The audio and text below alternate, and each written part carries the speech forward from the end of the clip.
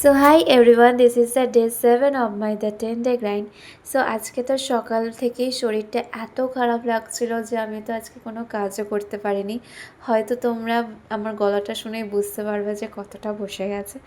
যাই হোক, তারপরে তো আমি টিফিন করে নিলাম। টিফিনে খেয়েছি হচ্ছে আজকে মুড়ি।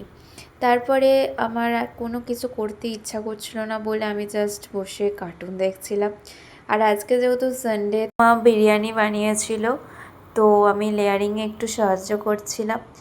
আর আজকে তো লাঞ্চে বলেই দিলাম যে বিরিয়ানি আছে।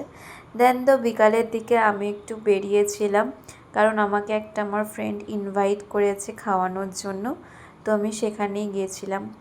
এসছিলাম হচ্ছে আমাদের এখানে রাজমাটে একটা মোমোর দোকান আছে, ওখানেই বেশ ভালো মোমো বানায়।